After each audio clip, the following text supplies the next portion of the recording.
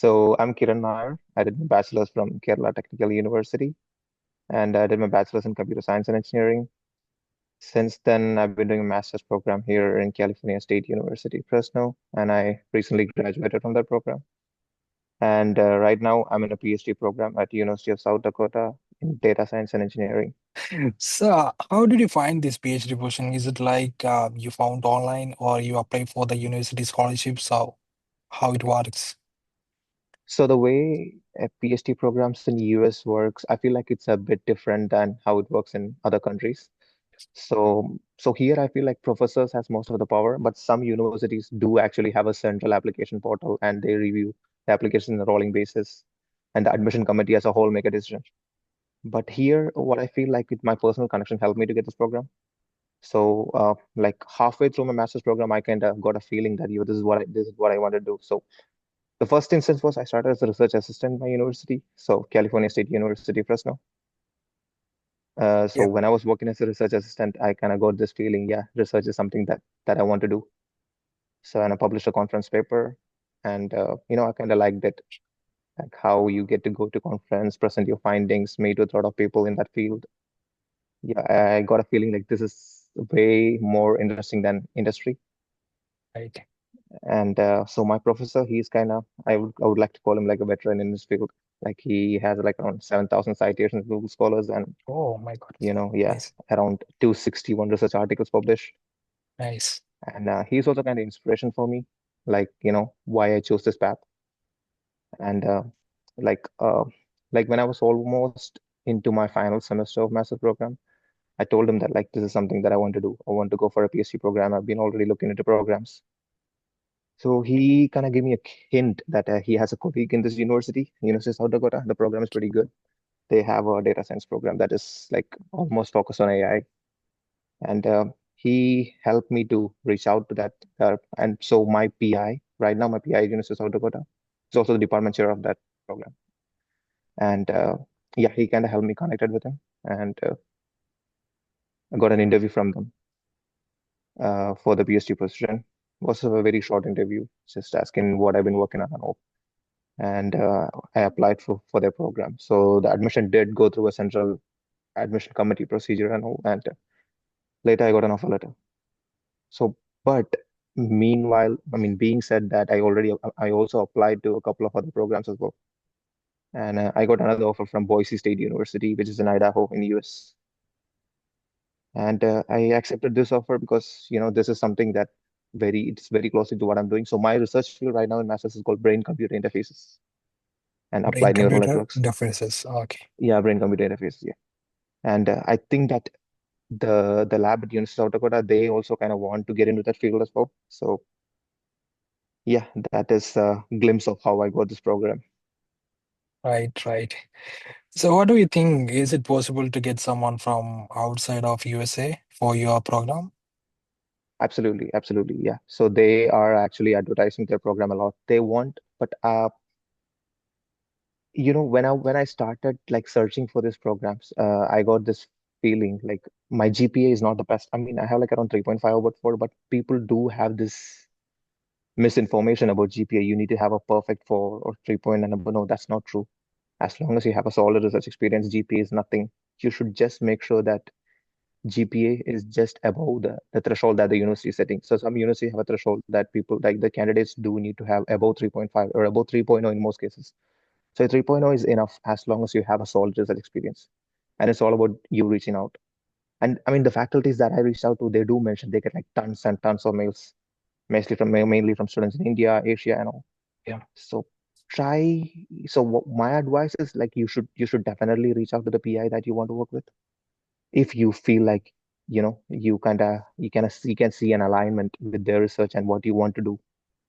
And if you are able to convey that, I mean, if you're able to explain that to them in a good way, most likely you'll get a shot for an interview. Then it's all in your hands, like how you can like impress them in the 30 minutes. Right.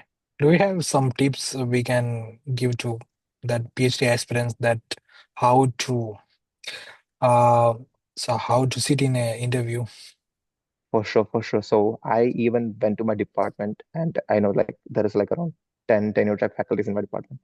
I kind of individually asked them how you got your program back like 20, 10 years ago or 20 years ago.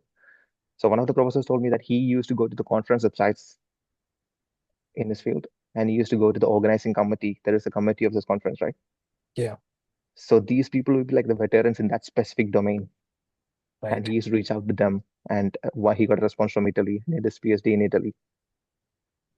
Mm. So that's how we got the program. And another tip is like, yeah, cold mailing. Don't keep your mails too big, but be precise. Like just like I am, like this is my name and this is what I'm doing right now. This is my specific research interest, and I already have a. If you have a publication, this is, or if you have a poster, even a poster, you have this. Just, try to don't attach your work. Maybe just put your CV with it. That's it. Don't attach any of your work with it. But if they do reply to that mail, then that is your, what do you say? That is your hint right there. Just try to build up on top of that. So this is the first time I am interviewing with a computer science field person. So Uh-huh. I don't know much things about your field. So can I ask, what are the things we can improve before applying for a PhD position? Computer science, I think it's like kind of same for almost all the fields, Yeah. but definitely publication matters. But uh, can I say publication matters? I'm not sure because I've seen people getting into PhD programs, Right. Right. like my friends, without publications. But for my profile was I had a journal in review, like with revision. It's a top journal. It's called Expert Systems with Application. It's one of the best journal in computer science. And I had a conference paper, a mid-tier conference paper, not a low conference, not a big one, but a conference in US. So yeah, I kind of, like put that conference paper in the spotlight in my applications. Like I highlighted it everywhere. So that is one tip that you can do if you feel like your work is good enough. Like just try to put that in spotlight. Explain more about it. Or you just specifically mention, this is my work. I would like to talk about this work with you. I kind of feel an Yeah. alignment with your research and this work. I mean, we can like kind of build on top of this so and so. So We that should is a way show the to get a, interest. yeah, yeah. That is a way to build an interesting conversation with the professor. Right. So yeah, that is one way you can do. And another way is so the Boise State offer I mentioned. So I mailed a professor in University of Wyoming, and he said, so I this like cold mail, like these are my research interests, this is my paper, so and so. So he said, it's very interesting topic, but I'm not taking a PhD student, but I do have a colleague Yeah. who works in this field, and he kind of put her in that CC in my reply, and I again reached out to her in a separate mail, and she asked me, so what she asked me to like, it's very kind of hard for her to judge my performance in a single interview or anything. Right. So she offered me, like she kind of offered me an unpaid research work with her, a short project. So gave her weekly updates, just worked with her for 1 month. I kind of worked with her, I got the offer. It's as simple as that. Nice. Yeah. So do you think, what do you think? Is it easy to get a internship positions though, if you are doing masters? Oh, right now the market in US is not the best. So in this It's a, field, yeah. I do have friends who have internships, but for me, I would say my summers I spend most of my summers in research as well in the lab. So I was trying to put up like up one more paper. So I didn't really actively apply to internships. But something that I'm planning to do is I do want to get into a good company in industry, like when I'm a PhD. So I'm Yeah. aiming for that next summer internship. So let's see how it goes. Right, right. How's your experience so far in USA? It's been like 2 years now. Like I'm already done with my master's. It's kind of, I mean, that's this is the feeling that I got. Like it's kind of hard to get a job, but not impossible.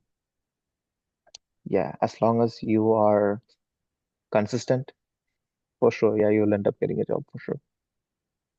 It's not as easy, but I've seen my seniors who graduated in 2021 and all. So they said they are like 10 of them graduated from the program and around nine got Yeah, the job. That's not the situation right now. But right. yeah, still you can find a job. Yeah. Yeah, okay.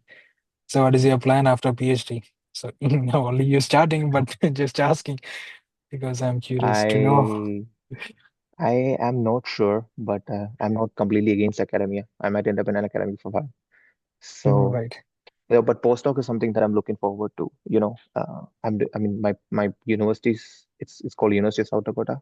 It's one of the good university, but I won't say it's like what the best in US. Yeah. So I'm leaving California right now. I'm leaving California. I'm moving to South Dakota for the program. But something that I want to do is after my program, I want to come back to California Oh, and you do my really like postdoc in a good California. university. Yeah, maybe I wanna do a postdoc in like a pretty good university here in California. There is a lot of good university like Caltech, Berkeley, Stanford. Yeah. So getting into there is like, it's like such a Herculean task. But yeah, that's something that I want to do after PhD as of now. Mm. Okay. Yeah, that's great. So, yeah, as a last thing, you want to share something else to the audience? Do you have something else to share? So how was your experience? I mean, you recently started your program as well, right? This is my third year, almost finishing. Oh, it's your third year. Okay, my bad. Yeah. So how is your experience so far in So PhD my program? experience so far is like we'll be having different emotions. So it's like sometimes Hmm. it will be stressful, sometimes we'll be very happy. So if we can manage our emotions, everything will be fine. And it is very important to keep our relationship very well with our supervisor. If the relationship is very Correct. good, the life is very good. The PhD will be really good. So And so so far, like yeah. does your supervisor kind of, what do you say, motivate you to like I mean, or like suggest you to try this approach in your project, or it's all up to you, or does he give Uh, suggestions? so in my case, my project was already defined one. So they had a project for me before I joined. So I Okay, was that's working pretty on good, that. Yeah. So, but for my second project, it was like a continuation from my first. Hmm. Yeah, I will get a lot of suggestions from them every week. It's like we have meeting every week. So sometimes I will do it, sometimes I won't. So s- yeah, I will get a lot of suggestions from them. And you know Hmm. that if you have an Indian supervisor, the push will be little more than compared to other supervisors. So I have a Indian supervisor. Oh, you have an Indian supervisor, okay. Yeah. So so you can imagine how it will be, right? The Yeah, difference, yeah. yeah. I mean, I never had an Indian supervisor, so I don't Yeah. actually know. My supervisor right now, he's French, Yeah. and the supervisor South Dakota is also not Indian, so I know I don't actually know.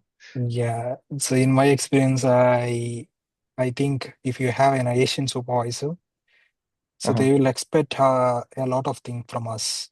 If you work hard, you will get more work. If you are not working, you will get a lot of push. So we have to be in neutral. That is what I am doing right now. Yeah, so one thing that I want to say, who like people maybe in Kerala or like somewhere who want to do a PhD in US, like it's not hard, it's not that hard. Like I have seen, I can tell you something, like 90% of Indian students who's doing PhD in US, it's not the ones who did masters here. Mm, They're just coming directly here for the PhD program, and the okay. program is fully funded. You'll get a really good amount of stipend, like compared according to the university. If you go with, I think Yale is the one who pays the highest. Yale pays around for 5,500 per month, I guess. Oh, That's like a lot of money for PhD student. Yeah, yes, yes, for yes, the yes. yeah $5,500. Yeah. So like that, there are universities who pays really good, and like even the mid-tier universities they pay about 2,000 for sure. And you don't need a tuition fee. They'll cover the health insurance. So it's a really good opportunity only if you're interested in research, Right. not just to waste the time.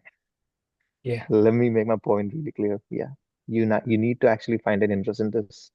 Then only you should start this program. Or else, like most of the cases that I've seen, even like especially with my seniors, they'll just drop out of the program with a master's. So it's like so you don't need a master's to do PhD in US. You know Yeah, that, here right? as well, in Yeah. Australia as well, Oh, we you don't? don't Okay. need a Yeah. master's degree. So they will join a fully funded PhD program. At the end of the second year, they'll just drop out of the master's. Oh, is it? Oh, yeah. Yeah. So that is something as well.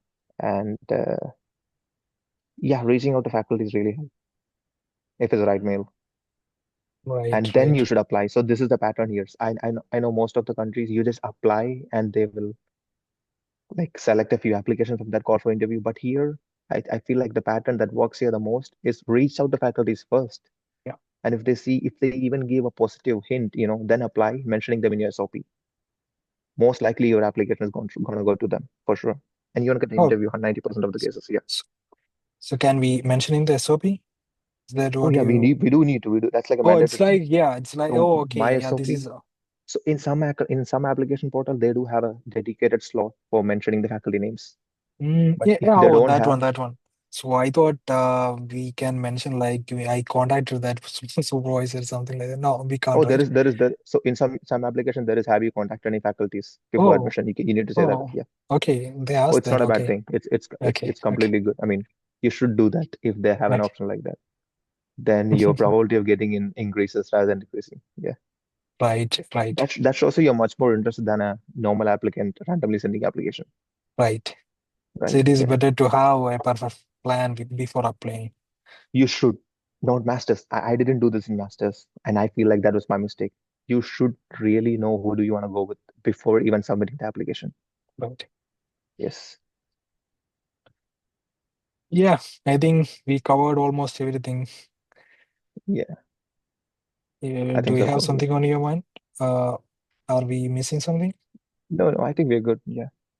Yeah. Okay.